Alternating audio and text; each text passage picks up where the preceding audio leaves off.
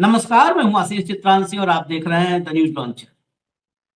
केरल में स्थानीय निकाय के चुनाव हुए थे और उन चुनावों के नतीजे आ रहे हैं। अभी फाइनल नतीजे नहीं हैं, लेकिन रुझान आने शुरू हो गए हैं और रुझान करीब करीब पूरे केरल से आ चुके हैं। सामान्य तौर पर दिल्ली में बैठी मीडिया केरल की खबरों से एक दूरी बना के रखती है, क्योंकि उनको सोशल मीडिया पे अगर कोई है तो उसको व्यूज चाहिए। मेन स्ट्रीम मीडिया, जो कथित मेन स्ट्रीम मीडिया है, उसको टीआरपी चाहिए। उसको लगता है कि केरल की खबरों से शायद व्यूज और टीआरपी ना आए। लेकिन हमने न्यूज लॉन्चर पर हमेशा कोशिश की है कि देश का कोई भी हिस्सा, जब हम अभिन्न अपने भारत के हर हिस्से को अभिन्न मानते हैं, अखंड भारत की बात करने वाली सरकारें आज की तारीख में देश में राज कर रही हैं, तो अपने देश के किसी भी हिस्से को कैसे हम खबरों की दुनिया से दूर रख सकते हैं। अगर कश्मीर मस्तक है तो केरल जड़ है।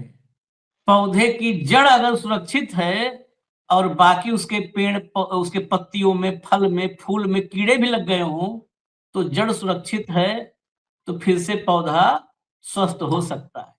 तो इसलिए हम आज जड़ की बात करेंगे, उस केरल की बात करेंगे।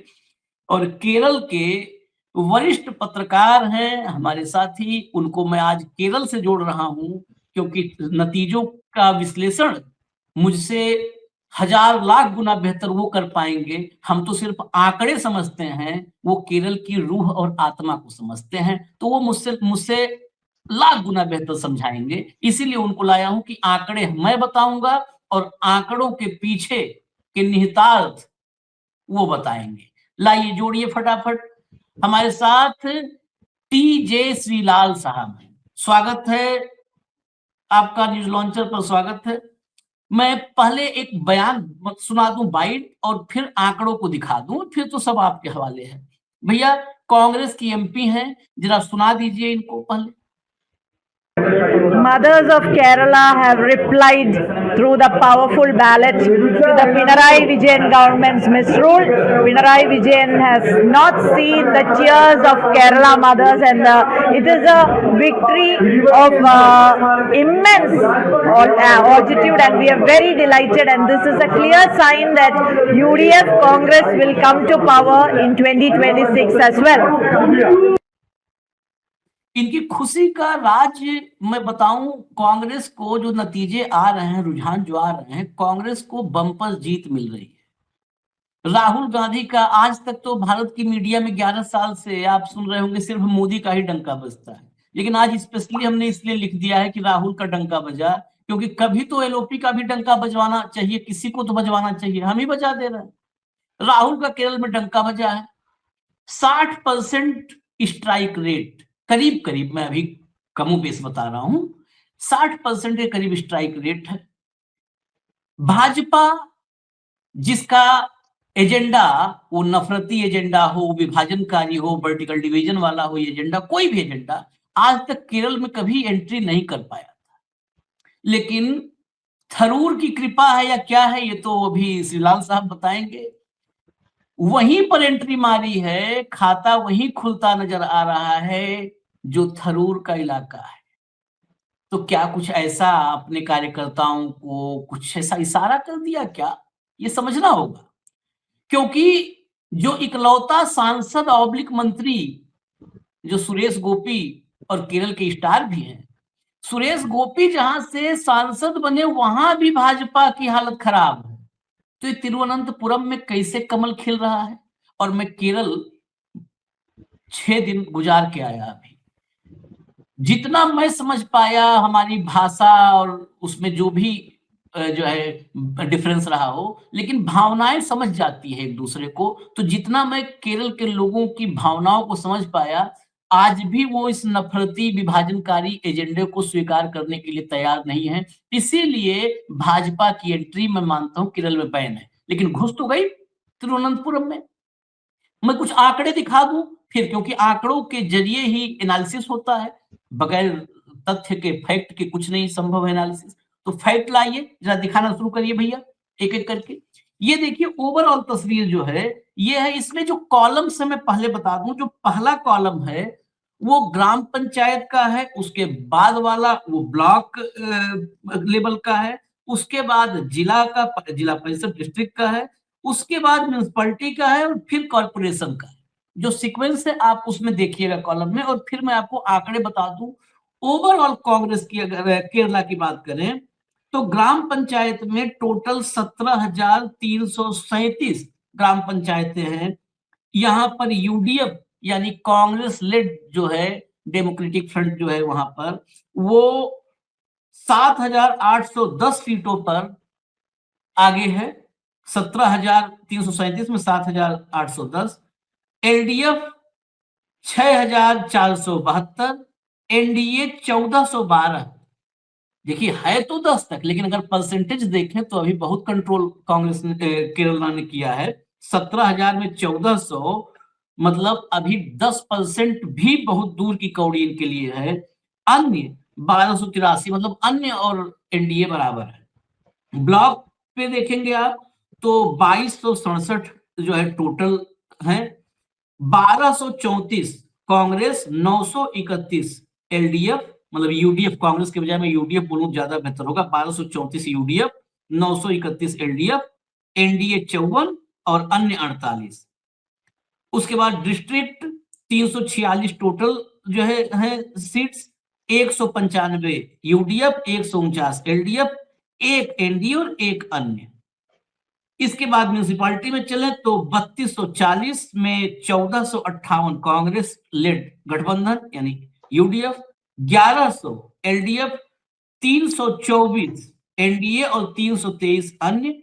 अब कॉर्पोरेशन में आते हैं, 421 है जो है टोटल, 185 उसमें से यूडीएफ, 125 एलडीएफ, 91 में आप मानिए कि मेजर हिस्सा जो है वो तिरुवनंतपुरम में है, 50 वहीं पे करीब जीत रहे हैं। ये वार्ड्स हैं एनडीए और 15 अन्य। मैं जिलेवार भी चाहता हूं दिखाना। मैं चाहता हूं कि आज हमको व्यूज मिले ना मिले, लेकिन मीडिया को लगे कि कांग्रेस की खबर भी, केरल की खबर भी दिखानी चाहिए। तो हम जिले वाइज में आ जाते हैं जरा। तिरुवनंतपुरम पे आइए, पहला नेक्स्ट फोटोग्राफ लाइए। तिरुवनंतपुरम पहला मैं यही शुरुआत कर रहा हूं जहां पर भाजपा घुसी है। यहां पर आप देखेंगे कि ग्राम पंचायत, ब्लॉक, डिस्ट्रिक्ट, हर जगह भाजपा अभी यहां पर ना के बराबर है। सीधे कॉर्पोरेशन में, कॉर्पोरेशन का खेल बिल्कुल शहरी इलाका क्या है। कॉर्पोरेशन में आप देखेंगे तो 181 में, म्यूनिसिपैलिटी से लेकर के हर जगह ग्राम पंचायत तक अभी बहुत अच्छी वहां पर स्थिति नहीं है। बस हाँ चलो फिगर्स दिख रहे हैं। लेकिन कॉर्पोरेशन में आते ही 101 में 29 यूडीएफ, 19 एलडीएफ और 50 पर एनडीए है। पिछली बार 51 एलडीएफ को मिला था, इस बार 50 एनडीए पहुंच चुकी है। पिछली बार हालांकि यूडीएफ के लिए यहां भी थोड़ी सी राहत भरी खबर है। यूडीएफ पिछली बार शायद 10 सीटें सिर्फ पाई थी, 10 वार्डों में कामयाबी मिली थी। इस बार वो संख्या 29 जाती नजर आ रही है। आगे बढ़िए फटाफट। कोलम पे आइए। कोलम पर, कोलम में भी आप देखिए गांव, ब्लॉक सब में कांग्रेस काफी ऊपर है। डिस्ट्रिक्ट में भी काफी ऊपर, 27 में 17, म्यूनिसिपैलिटी में भी और कॉर्पोरेशन में भी। कॉर्पोरेशन में यहाँ पर एलडीएफ ऊपर है, 56 में 25 और यूडीएफ 16। चलिए अब मैं कहूंगा कि एक एक आप साइड में दिखाते रहिए, अगर सवाल जवाब होगा तो बहुत बेहतर होगा। मैं एक जिले का जरूर, आप एक जिले पर रोकूंगा, उस समय ध्यान लोगों का चाहूंगा, जो है त्रिशूर पर। त्रिशूर पर मैं जरूर सबको ध्यान दिलाना चाहूंगा। त्रिशूर में ये सुरेश गोपी का क्षेत्र और यहां से भी बाहर दिख रही है एनडीए। त्रिशूर के आंकड़े में बता दूं, बाकी साइड में चलेगा, देखते रहने। तो यही हम अगर सारा एक एक पढ़ेंगे तो बहुत लंबा समय लेगा। फिर से लाल साहब से मुझे बातचीत करनी है। त्रिशूर में कॉर्पोरेशन में कुल 56 है, 11 है यूडीएफ, 33 एलडीएफ और 8 भाजपा। यहां एलडीएफ, यहां पर एलडीएफ जो है, नहीं 33 यूडीएफ है, एलडीएफ 11 और 33 यूडीएफ है, क्षमा कीजिएगा, और 8 पे एनडीए है। मतलब यहां भी कांग्रेस के लिए गुड न्यूज है। और बाकी ग्राम पंचायत में यहाँ एलडीएफ आगे है, ब्लॉक में एलडीएफ आगे है, डिस्ट्रिक्ट में और म्यूनिसिपैलिटी में एलडीएफ आगे है, लेकिन कॉर्पोरेशन में यूडीएफ कांग्रेस लेड जो है गठबंधन वो आगे है। साइड में आप चलाते रहिएगा, मैं कंट्रोल रूम को बता दूं साइड में चलाते रहे कि दर्शक एक एक जिले का अब तक का जो भी अपडेट है वो देख पाए। सिलाल साहब, सबसे पहले तो आपका स्वागत इसलिए कि आज आपने केरल से वहां का अपडेट्स और एनालिसिस देने के लिए हमको वक्त दिया है, इसलिए बहुत बहुत धन्यवाद और स्वागत।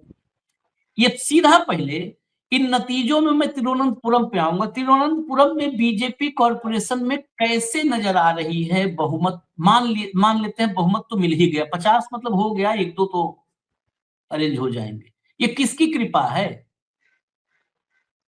आशीष जी, ये जो आपका जो चैनल पे प्रोग्राम पे विषय बुलाने के लिए बहुत बहुत धन्यवाद। और आप केरल में जितना दिलचस्प दे रहा है उसके लिए भी धन्यवाद, क्योंकि आप जैसे सही बोला है कि आजकल तो केरल का खबर देश स्तर के लिए कोई खबर ही नहीं है, वो अनखबर हो रहा है। इसलिए आपको उसके लिए भी धन्यवाद बोल रहा हूँ मैं, धन्यवाद दे रहा हूँ मैं। और ये जो आपने जो सवाल उठाया है केरल त्रिवेंद्रम में क्या हुआ है, देखो केरल में 6 कॉरपोरेशन है, उसी में से पिछली बार 5 कॉरपोरेशन एलडीएफ के हाथ में था और 1 कॉरपोरेशन यूडीएफ के हाथ में था। वो एक इस बार तो उल्टा हो गया, एलडीएफ को 1 मिला है, कांग्रेस को 4 मिला है और 1 एनडीए को मिला है, और त्रिवेंद्रम कॉरपोरेशन एनडीए को मिला है। त्रिवेंद्रम कॉरपोरेशन में बहुत से प्रॉब्लम्स है, बहुत से प्रॉब्लम एलडीएफ में प्रॉब्लम चल रहा था उस पहले से। त्रिवेंद्रम कैपिटल स्टेट कैपिटल भी है, वो जितना भी पॉलिटिकल इक्वेशंस हो रहा है, जितना भी पॉलिटिकल स्तर पे जितना भी मनमानी और लड़ाई होता है, वो सब त्रिवेंद्रम का वोटर्स को अफेक्ट करता है। एक चीज, दूसरा चीज, केरल में आप देखेगा तो त्रिवेंद्रम एक ऐसे कॉन्स्टिट्यूएंसी है जो कैपिटल भी है और यहाँ पे जो एजुकेशन भी ज्यादा थोड़ा आगे है, और लोग भी, क्योंकि बहुत यहाँ का आबादी का बहुत से परसेंटेज तो ये जो काम का ये जो ऑफिस में काम करते वाले लोग हैं, या तो सरकारी दफ्तर में या सो, इसलिए दिस इज एक त्रिवेंद्रम एक ऑफिशियल ऑफिसर्स का स्पेशली कॉर्पोरेशन, खास करके कॉर्पोरेशन ऑफिसर्स का अड्डा है। इसलिए ये जो भी बात होता है, जो भी पॉलिटिकल स्तर पे जो भी बात होता है, ये जो बहुत सीरियसली अफेक्ट होता है इन लोगों को, वो तो एक चीज है। दूसरी चीज, त्रिवेंद्रम में नहीं, पूरा केरला में इस बार इस इलेक्शन में सबसे ज्यादा बात हुआ मुद्दा है शबरीमला विषय। शबरीमला में जो सोने का जो लूट हुआ है, जितना भी उसको अभी भी जांच हो रहा है उसको वो कितना कौन सा स्तर पे इसका असर हुआ है, कितना लूट हुआ है, ये सब चीज अभी बाहर नहीं है। इसलिए इसके ऊपर बहुत से खबर आता है, बहुत से रूमर्स भी, अखबार भी आता है और सच भी आता है, सब कुछ आता है। तो ये जो डायरेक्टली ये जो शबरीमला में जितना भी ये जो सोने वाला लूट, उनका द्वारपाल के शिल्प में जो भी सोने का कवरिंग था उसका भी, और इसका दरवाजे का, सबका जो जितना भी शबरीमला में जितना भी लूट हुआ है, उसका तो सीधे असर पड़ा हुआ है त्रिवेंद्रम में, सीधे असर। पहले से बीजेपी का यहाँ पे बीजेपी है केरला में, अगर बीजेपी का थोड़ा पकड़ है तो वो एक कॉन्स्टिट्यूएंसी है, वो त्रिवेंद्रम कॉन्स्टिट्यूएंसी। पहले भी आपको पता है, क्योंकि शशि थरूर पिछली बार 15,000 वोटों से जीता है, उसके पहले उसने 1.5 लाख वोटों से जीता है। पिछली बार उसने उसके खिलाफ राजीव चंद्रशेखर जो केंद्र में मंत्री था, वो आके लड़ा है, वो आखिरी वक्त में आके लड़ा है, फिर भी उसको तो शशि थरूर का इतना भारी पड़ा कि वो तो सिर्फ 15,000 वोटों से जीता है। उसके पहले वो तो 1.5 लाख वोटों से जीता था। तो बीजेपी को इस त्रिवेंद्रम इलाके में पकड़ है, पर बीजेपी इसलिए लोकसभा या असेंबली नहीं जीत पा रहा है क्योंकि यहाँ पे भारी मात्रा में कॉर्पोरेशन के बाहर भारी मात्रा में माइनॉरिटीज है।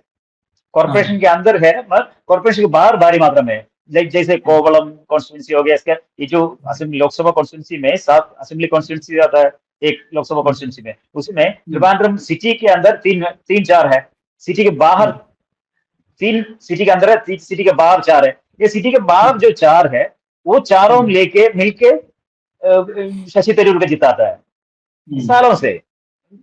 और त्रिवेंद्रम में हमेशा त्रिवेंद्रम कॉर्पोरेशन के और त्रिवेंद्रम सिटी के अंदर जो भी विधानसभा क्षेत्र है, वहां पे बीजेपी का भारी बहुमत मिलता है।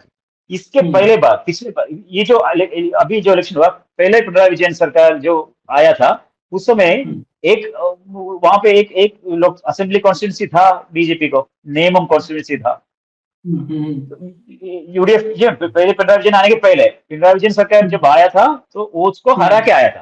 तो त्रिवेंद्रम पहले से बीजेपी का त्रिवेंद्रम में पकड़ है, बीजेपी का रीच है त्रिवेंद्रम में। वो रीच को इस बार ये लोग सबरीमला जो इश्यू है वो सबरीमला इश्यू को लेके आगे बढ़ के एक कॉर्पोरेशन पकड़ा है। और मैं ये भी बोलूंगा कि सीपीएम के अंदर, क्योंकि यहाँ पे बहुत सारे इलाका ऐसा था कि वो स्ट्रॉन्ग सीपीएम होल्ड था, सीपीएम अड्डा था। उस अड्डे पे एक चीज है, बीजेपी को उस अड्डा पकड़ गया बीजेपी ने। बहुत से जो जितना कॉर्पोरेशन जो जीता है उसी में से बहुत से, पिछली बार बीजेपी को तो करीब 35 कुछ था, अब जो 50 आ गया। ये जो 15 कॉर्पोरेटर्स उनको वो लाया है उसमें से वो पूरी की पूरा एलडीएफ से लेके आया, क्योंकि पिछली बार कांग्रेस को तो सिर्फ 8 था, इस बार उसका तो 19 हो गया। तो वो भी सीपीएम से लेके गया, वामपंथी से लेके गया, और ये जो बीजेपी पे वामपंथी से लेके गया। इसलिए वो इंडोर्स थोड़ा जगह पे हुआ है, वो तो हार्डकोर हिंदू बेल्ट है और हार्डकोर हिंदू मेजोरिटी इलाका है वहां पे। ये तो सबरीमला इश्यू है, वो बहुत बढ़िया उसने इस्तेमाल किया है उसी जगह पे। इसीलिए बाकी देख लो, जो त्रिवेंद्रम में ही आप जिला ग्राम पंचायत देख लो, ब्लॉक पंचायत देख लो, और म्यूनिसिपैलिटीज भी देख लो, कहीं पे भी बीजेपी का ये असर, जो सिटी में जो असर पड़ा, आपने पहले ठीक से बोला था 50 जो कॉर्पोरेटर्स उनको सिटी में मिला है, सिटी के बाहर देख लो बहुत ये, क्योंकि उनको तो डिस्ट्रिक्ट पंचायत में तो एक भी नहीं मिला है। म्यूनिसिपैलिटी एक भी, म्यूनिसिपैलिटीज में थोड़ा वार्ड जीता है, 27 वार्ड जीता है, पर एक ही म्यूनिसिपैलिटी नहीं है त्रिवेंद्रम कॉर्पोरेशन, त्रिवेंद्रम डिस्ट्रिक्ट में। और ग्राम पंचायत में सिर्फ 225 के आसपास है। तो बाकी जहाँ पे सिर्फ सिटी को छोड़ के बाकी जहाँ पे बीजेपी का कोई पकड़ नहीं है, बीजेपी कुछ नहीं कर पाया है। पर सिटी में, जैसे मैंने बोला था, सिटी में वो जो बेल्ट है, वो बेल्ट में बीजेपी ने अपना ये जो सबरीमला राम मंदिर, केरला का राम मंदिर है बीजेपी के लिए सबरीमला। कभी भी इलेक्शन होता है, कुछ ना कुछ इलेक्शन होता है, कुछ ना कुछ मिलता है। इस बार इस इलेक्शन के पहले तो ये मिल गया, ये सबरीमला का सोना का लूट मिल गया। इसके पहले बार वो तो सबरीमला सुप्रीम कोर्ट ने वर्डिक्ट आया था, उसके लिए भी सरकार ने वहां पे महिलाओं को जाने के लिए परमिशन दिया था, उसको लेके किया था। तो कुछ भी हो, बीजेपी को इलेक्शन के पहले कुछ ना कुछ सबरीमला रिलेटेड मिलता है, उसी को पकड़ के उला रहा है। पर ये आप ये वे में नहीं रहो कि इसीलिए बीजेपी अगले बार विधानसभा इलेक्शन में केरला में बहुत भारी मात्रा में जीत के आएगा। नहीं, ऐसा नहीं होता है, ऐसा कोई चांस भी नहीं मैंने देख रहा। मतलब एक चीज जरूर है, इस election result, this local body election result Congress के लिए बहुत बढ़िया रिजल्ट है। उसका उम्मीद जड़ने वाला रिजल्ट है, उसका उम्मीद 100% ऊपर लेके जाने वाला रिजल्ट है। अच्छा, एक मैं सिलाल साहब आपसे समझना चाहता हूं, मैं 2 सवाल भी हैं, एक एक करके आएंगे। एक तो कांग्रेस के अब ये नतीजे क्या मैं मानूं कि ये रिफ्लेक्शन है विधानसभा चुनाव के नतीजों का, ये इंडिकेशन, रिफ्लेक्शन, जो भी आप इसमें देखना चाहें, क्या ये सीधा सीधा है? दूसरी बात, कांग्रेस की जो केरला से मेरे पास खबर कुछ आती रहती है, केरला कांग्रेस में बहुत सारे धड़े हैं, बहुत गुटबाजी है। रमेश चन्नीथला पुराने नेता हैं, लोग तो यहां तक बताते हैं कि चन्नीथला की उंगली पकड़ करके वेणुगोपाल दिल्ली आए और चन्नीथला ही किनारे लगा दिए गए।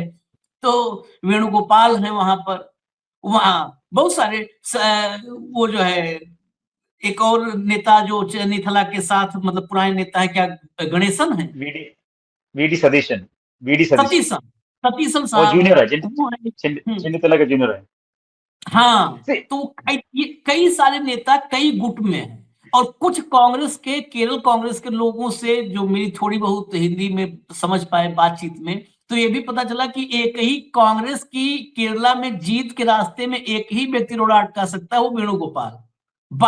बाकी अब कोई दिक्कत नहीं है। इसकी क्या सच्चाई है, आप जो बताएंगे मैं आज वही मानूंगा। देखो यार, कांग्रेस में हमेशा लीडर्स और ग्रुप है, एक पहले करुणाकरन और एंटनी का दो ग्रुप था। ये जो जनतला, ये जो वेणुगोपाल जो आप बोल रहे थे, जो आप जनरल सेक्रेटरी है, एसीसी जनरल सेक्रेटरी वेणुगोपाल, सब लोग पहले करुणाकरन के साथ थे और करुणाकरन को लेके ये लोग अलग होके दूसरा ग्रुप बनाया है। तो ग्रुप कांग्रेस में हमेशा है। और इस बार जब एंटनी और करुणाकरन केरला पॉलिटिक्स से बाहर है, करुणाकरन तो मर गया, एंटनी तो दिल्ली चला गया और केरला पॉलिटिक्स से वो बाहर हो गया। तो उसके बाद ग्रुप में ऐसे जितना भी लोग थे सब लोग ग्रुप का लीडर्स हो गया। इस बीच ये जो अपना वेणुगोपाल जी ने दिल्ली जाके अपना स्थान पकड़ लिया, राहुल गांधी का बहुत करीबी हो गया। और जो अभी राहुल जो भी ये बोलेगा राहुल गांधी सच मानता है, पूरा दुनिया भर में, पूरा इंडिया में, पूरा केरल में, वो आप लोग भी बढ़िया से जानता है, क्योंकि ये जो दिल्ली सर्कल्स में भी ये बात बहुत बार होता रहता है कि ये जो इतना राहुल गांधी को जितना भी ये जो घुमा रहा है फिरा रहा है, इसमें ये भी है, ये सब होता रहता है। ये सब कांग्रेस में हमेशा होता है। मगर इस बार केरला में क्या हो गया कि जो उमन चांडी और रमेश चंद्रा था, करुणाकरन और एंटनी के बाद सब बड़ा बाद के लीडर्स। तो पिछली इलेक्शन में जब दोबारा एलडीएफ आ गया, तो कांग्रेस ने, ये वेणुगोपाल ने और या कांग्रेस ने ये सोचा कि ये जो रमेश चंद्रा या उमन चांडी उस समय तो उनका तो बहुत बीमार हो गया और वो अलग हो गया। तो रमेश चंद्रा को साइड करना है, ये लोग सोचा। तो उसी हिसाब से तो रमेश चंद्रा के जो ग्रुप का लीडर था, रमेश चंद्रा का ग्रुप में, ये आई ग्रुप में उनका सेकंड लेफ्टिनेंट था वीडी सतीशन, उसको लेके आया आगे। तो इसने वेणुगोपाल ने और हाईकमांड ने केरल में जितना भी ग्रुप था सबको खत्म कर दिया, खत्म करके वीडी सतीशन को ऑपोजिशन लीडर बना के लेके आया था। मगर ये हो गया कि वीडी सतीशन ऑपोजिशन लीडर बन गया तो उनका एक ग्रुप अलग से हो गया। रमेश चंद्रा जो पहले का लीडर था, उनका थोड़ा कुछ लोग उनके साथ है, वो अलग से ग्रुप हो गया। और कुछ लोग तो वेणुगोपाल के साथ जुड़ गया और वेणुगोपाल का हाईकमान ग्रुप हो गया। तो जैसे ये जो ग्रुप नहीं होना चाहिए सोच के एक काम किया है, पर वो उसका नतीजा ये हो गया कि चार ग्रुप अलग सा हो गया। तो वही ग्रुप वाला आजकल तो लड़ रहा है आपस में, क्योंकि रमेश चंद्रा को सीएम बनना है। क्योंकि वो रमेश चंद्रा यही बोल रहा है कि ये मेरा हक है, क्योंकि मैं कितने साल से कांग्रेस के लिए लड़ रहा हूँ। कांग्रेस का आज कांग्रेस के कैरियर में सबसे टॉप लीडर मैं हूँ। वो सही भी है, रमेश चंद्रा है, तो इसलिए उसको मतलब कि ये मेरा हक बनता है कि मुझे एक बार सीएम बनना है। वीडी सतीशन नहीं बोल रहा है कि मैं ऑपोजिशन लीडर हूँ, मैं लेके आगे बढ़ा रहा हूँ कांग्रेस को, तो ये हक मेरा है, क्योंकि मैं तो लड़ रहा हूँ कांग्रेस के नाम पे, तो मैं ऑपोजिशन लीडर हूँ, मैं कर रहा हूँ, इसलिए ये हक मेरा बनता है। और इस बीच में जो आज तक केसी वेणुगोपाल ने ये नहीं बोला कि मुझे चीफ मिनिस्टर बनना है, बट केसी वेणुगोपाल के साथ जो लोग जुड़ गया है, उन लोगों को चाहिए कि केसी वेणुगोपाल सीएम बनना है, क्योंकि नहीं तो अगर केसी वेणुगोपाल सीएम नहीं बनेगा तो इनका काम नहीं चलेगा। यही तो आजकल तो ये चार ग्रुप है, ये चार ग्रुप आपस में खींच रहा है, यही तो एक प्रॉब्लम है। और वीडी सतीशन का काम यही है कि वो यही सोच रहा है कि अगर पिनराई विजयन केरल का सबसे टॉलेस्ट लीडर है और सबसे हेवी हेड है, अगर मैं पिनराई के जैसे आएगा, और अगर I project myself at power with Pinarayi Vijayan और a leader who can directly in fight with Pinarayi Vijayan, so I will be automatically a chance. मैं सीएम के लिए मैं दावेदार बन जाएगा। यही सोच में वीडी सतीशन बैठ रहा है। और वीडी सतीशन ऑपोजिशन लीडर है, इसलिए तो उनको तो वो मौका भी मिल रहा है असेंबली में और बाहर भी। तो रमेश चंद्रा तो जो वीडी सतीशन जो कर रहा है उसके ऊपर करने के लिए कोशिश कर रहा है। तो ये जो कॉन्ट्रोवर्सी, ये जो कॉन्फ्लिक्ट, वो तो आजकल तो बढ़ गया है। इसलिए ये जो लोकल बॉडी इलेक्शन में जो फायदा हुआ है, इसका कितना परसेंट ये लोग असेंबली इलेक्शन में, क्योंकि असेंबली इलेक्शन बहुत करीब है अगले साल, कितना परसेंटेज ये लोग इसमें ये जो कन्वर्ट कर पाएगा वो देखना पड़ेगा। बिल्कुल बिल्कुल। ये मोमेंटम मिला है, इस मोमेंटम को कितना लेके जा पाएंगे असेंबली इलेक्शंस में, ये बहुत इंपॉर्टेंट है। और एक और चीज देखेगा तो एक बात, अगर अभी कांग्रेस को, यूडीएफ को इस लोकल बॉडी इलेक्शन में फायदा मिला है, बहुत से उम्मीद मिला है अगले इलेक्शन। ये पंजाब लोकल बॉडी इलेक्शन को सेमीफाइनल बोलता है यहाँ पे, क्योंकि अगले 4-5 महीने के बाद सेमीफाइनल आ रहा है विधानसभा इलेक्शन। आप देखेंगे, अगर आंकड़ा देखें तो जो ग्राम पंचायत है, ग्राम पंचायत में एलडीएफ को इतना भारी नुकसान नहीं हुआ है। कॉर्पोरेशन में हुआ है, डिस्ट्रिक्ट पंचायत में हुआ है और ब्लॉक पंचायत में भी हुआ है, मगर इनका, आप जैसे पहले बोला था, जड़ है ये जो केरल में, इनका रूट्स है, इनका ये जो सबसे लो लेवल जो प्लेटफॉर्म है, वो प्लेटफॉर्म में इतना इतना भारी नुकसान नहीं हुआ है। आप कोई भी डिस्ट्रिक्ट देख लो, आप ट्रिवांड्रम देख लो, 581 503 ग्राम पंचायत में, 581 एलडीएफ को, 503 यूडीएफ को। आप कोलम देखेगा तो 534 एंड 506। जो भी डिस्ट्रिक्ट आप देखो, उसमें कहीं पे भी एक दो जगह छोड़ के, अब पतनमतिट्टा यूडीएफ का अड्डा है, the most strongest district in Kerala for UDF is Pathanamthitta. तो पतनमतिट्टा में थोड़ा आगे है, वो भी सिर्फ 100 वार्डों के हिसाब से। तो एलडीएफ का इतना भारी नुकसान हुआ ऐसा नहीं बोल सकता। ग्राम पंचायत में उनका जो भी उनका स्ट्रॉन्ग होल्ड है, वहां पे वो अभी भी कायम है। पर आगे बढ़ के जब आप कॉर्पोरेशन का, जब आप सिटीज में आएगा या कॉर्पोरेशन में आएगा, वहां पे एलडीएफ को तो भारी नुकसान हुआ है। ठीक है, इसलिए एलडीएफ केरल से बाहर हो गया, वामपंथी बाहर हो गया, और यूडीएफ का सब सही है। यूडीएफ अभी सीधा आ सकता है, ऐसा भी नहीं बोल सकता है। यूडीएफ को तो एक मोमेंटम मिला है, काम करना पड़ेगा, बहुत भारी काम करना पड़ेगा। और सत्ता में पिनराई विजयन है, वो भी अभी कोशिश करेगा, ये जो उनको भी एक लेसन है, वो भी अपना अगला पार्ट देख लेगा। तो अगला इलेक्शन, लोकसभा, असेंबली, विधानसभा इलेक्शन बहुत इंटरेस्टिंग होगा। बिल्कुल, ये बेसिकली ये नतीजे कांग्रेस के कार्यकर्ताओं में जोश और ऊर्जा भरने का काम कर सकते हैं, बूस्टर डोज का काम कर सकते हैं, मोमेंटम बनाया। और पिनराई विजयन के लिए फाइनल से पहले सेमीफाइनल में ही एक बड़ा खतरे घंटी बजी है उनके लिए, है कि वो अगर अभी भी अपने आप को बचा पाए, एलडीएफ को बचा पाए, तो उनके लिए भी एक रेड अलर्ट है, खतरे घंटी। बात बीजेपी, मैं फिर इसलिए बीजेपी पे आ रहा हूं, उसका कुछ वहां पे नहीं है, लेकिन कांग्रेस और लेफ्ट, मतलब यूडीएफ और एलडीएफ, इन दोनों की लड़ाई में अगर भाजपा कहीं अपना जगह बना पाती है, तो मैं निजी तौर पर, जो पत्रकारिता में हम लोगों ने लंबे समय देखा है, वो केरल के लिए अच्छे संकेत कतई नहीं होंगे। मैं तो बिल्कुल खुल के कहता हूं, ये नहीं कि नहीं जी बराबर बराबर, हम लोग कोई दुकान तो खोले नहीं है कि बराबर सौदा तोलना है। जो है वो है। जब देश में इतना विभाजनकारी एजेंडा इन्होंने चला दिया, तो फिर केरल जो बचा हुआ एक स्टेट है, उसको भी ये वही उसी रास्ते पे ले जाएंगे। केरल में सुरेश गोपी का क्षेत्र, सुरेश गोपी के क्षेत्र में जहां से सांसद आ गया, वहां पर भी ये निकाय चुनाव में बुरी तरह पिटे हैं। ये बात दिल्ली की मीडिया बताएगी नहीं श्रीलाल जी? दिल्ली की मीडिया तो, दिल्ली की मीडिया में जो देख रहा हूं, छोटा मोटा अगर स्पेस मिल रहा है केरल को, तो वो भी स्पेस क्यों मिल रहा है? बीजेपी ने परचम लहरा दिया केरला में। वही तिरुवनंतपुरम के 50 वार्ड, 50 कॉर्पोरेटर, उसी को ऐसा यहां पर दिखाया जा रहा है मानो अमेरिका का प्रेसिडेंट भी मोदी ही बनने वाला है, ऐसा बताया जा रहा है इसको। हकीकत यह है कि पूरे केरला के इलेक्शन में बीजेपी का करीब करीब सुपड़ा साफ है। अभी कोई एंट्री उसको मैं नहीं मानता हूं। आपने भी वही बात कही कि तिरुवनंतपुरम का एक अलग मिजाज है, वो ऑफिसर्स हैं सब वहां पर, उस वजह से वहां पर इस बार आगे बढ़ गई भाजपा। सुरेश गोपी के क्षेत्र में हाल, मैं तो उल्टा इसमें देखना चाहता हूं कि सुरेश गोपी के क्षेत्र में जहां का सांसद है, उसको तुम मंत्री बनाए हो, और उसके इलाके में सुपड़ा साफ हो रहा है।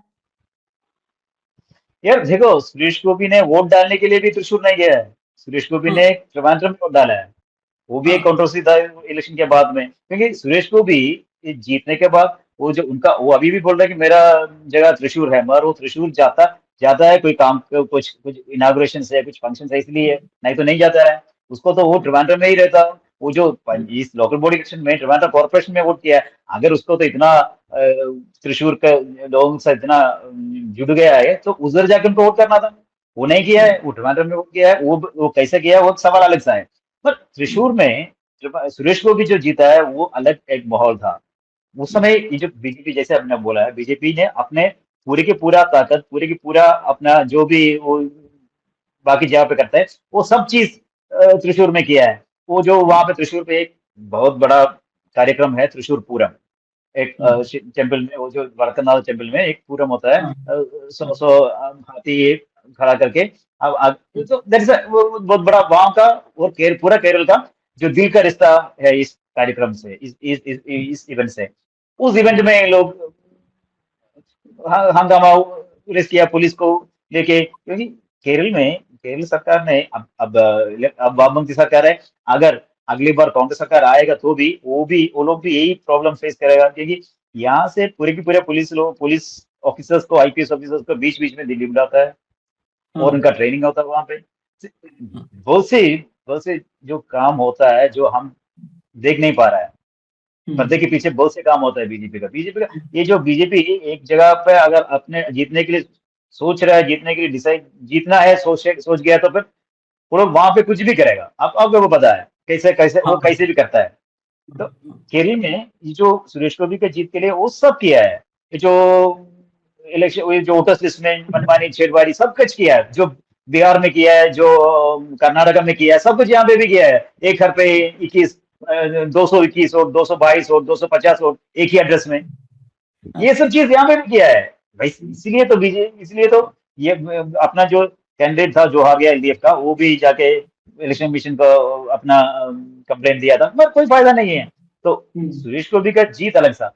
और अब आ रहा है असेंबली इलेक्शन के बारे में।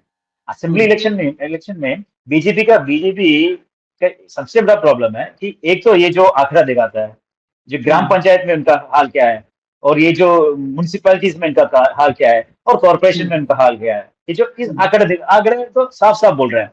क्योंकि त्रिवांड्रम कॉर्पोरेशन में 50 कॉर्पोरेटर के अलावा कहीं पे भी उनको 15-20 के आगे कुछ नहीं है। कोई कॉर्पोरेशन में, कोई म्यूनिसिपैलिटी में, कोई ग्राम पंचायत में है। ग्राम पंचायत में तो 7,000, 12, 17,000 वार्ड है, उसमें तो ठीक है 300 400 मिलने से कितने परसेंटेज हो गया। तो बीजेपी की इससे ज्यादा और एक प्रॉब्लम भी है बीजेपी का। केरल में विधानसभा में 140 असेंबली 140 असेंबली सीट्स है। इस 140 सीट्स में उनको तो मुश्किल से ये जो पूरा केरला जानता हुआ 10 लोग नहीं मिलेगा लड़ने के लिए, 10 या 15।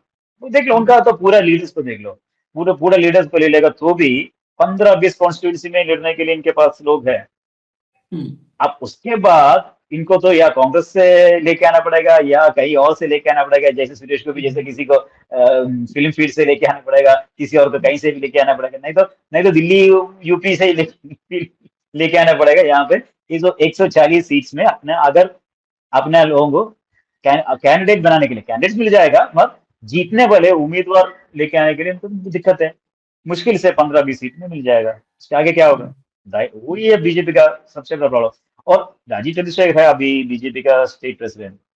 राजीव चंद्रशेखर जो काम करता है उसमें उसको लेके भी बीजेपी के अंदर बहुत से प्रॉब्लम, बहुत से लोगों के बीच में थोड़ा प्रॉब्लम है, लीडर्स के बीच में भी। क्योंकि ये जो राजीव चंद्रशेखर एक कॉर्पोरेटर जैसा, एक कॉर्पोरेशन, वो तो ही इज अ बिजनेसमैन, वो तो एक बिजनेसमैन है। वो बिजनेसमैन अपना जैसे अपना बिजनेस चलाता है उसी हिसाब से पार्टी चलाने के लिए कोशिश कर रहा है। वो जो फ्लैम्बॉयंट ये वाला फलाना ठिकाना लोग वो नहीं चलता है ना।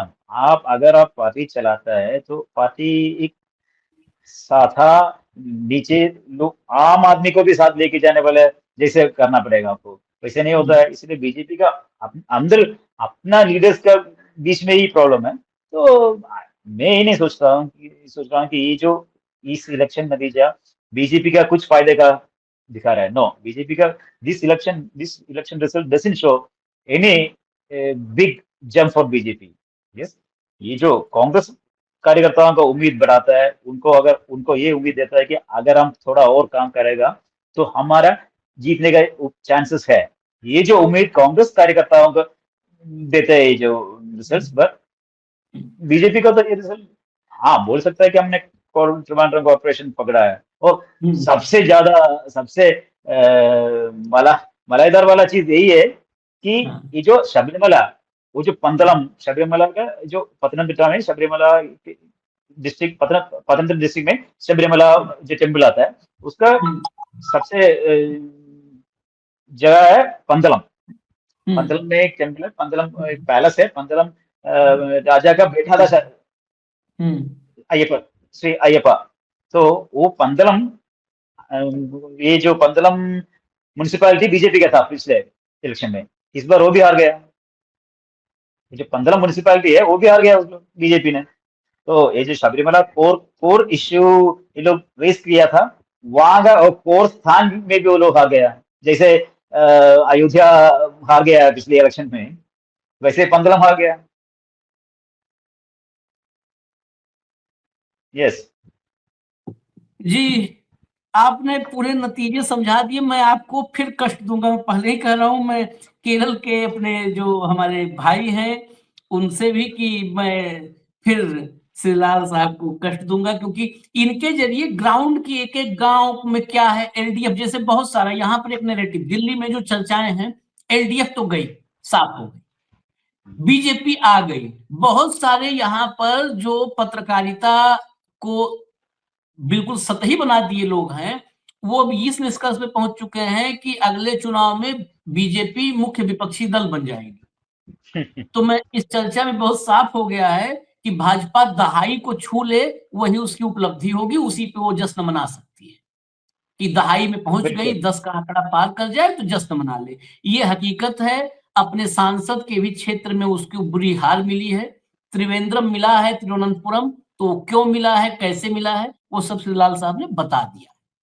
ये नतीजे जब फाइनल अपना शकल अख्तियार कर लेंगे, बिल्कुल लास्ट इसका डेटा आ जाएगा, तो हम एक बार फिर आएंगे, हम श्रीलाल साहब को साथ लाएंगे। और मैं केरल के बहुत सारे जो हमारे भाई हैं, मैं उनसे ये बिल्कुल आश्वस्त करना चाहता हूं कि हमारी भाषा हो सकता है थोड़ा सा बैरियर बने, लेकिन भाषा कभी भी भावनाओं से ऊपर नहीं होती है। भावना से ऊपर भाषा नहीं होती है। अगर हमारी भावनाएं एक दूसरे से मिल जाएंगी तो हम भाषा का बैरियर भी हम लोग तोड़ करके एक दूसरे को समझ लेंगे। तो मैं केरल की खबर, केरल की पॉलिटिकल जो भी हैपनिंग्स होंगी, उसको भी न्यूज लॉन्चर पर लाऊंगा, इस बात की परवाह किए बगैर कि व्यूज कितने आते हैं। व्यूज महत्वपूर्ण नहीं है। सिर्फ व्यूज के लिए पत्रकारिता और डॉलर के लिए और रुपए के लिए पत्रकारिता करना होता तो ये न्यूज लॉन्चर चलाने के बजाय हम किसी चैनल में बैठे होते। काहे संपादक की कुर्सी छोड़ के आज हम लोग यहाँ धक्के खा रहे हैं, तो बैठे होते। इसलिए व्यूज महत्वपूर्ण नहीं है हमारे लिए। ये व्यूज महत्वपूर्ण है जो श्रीलाल साहब ने दिए। ये व्यूज वहां के राजनीति के व्यूज, कि वो राजनीति वहां की किस तरफ झुकती नजर आ रही। तो अभी फिलहाल इजाजत दीजिए, हमें फाइनल आंकड़ों का इंतजार कीजिए आप लोग। धन्यवाद, बहुत बहुत धन्यवाद श्रीलाल साहब, बहुत बहुत धन्यवाद। Thank you, thank you, thank you, thank you, नमस्कार।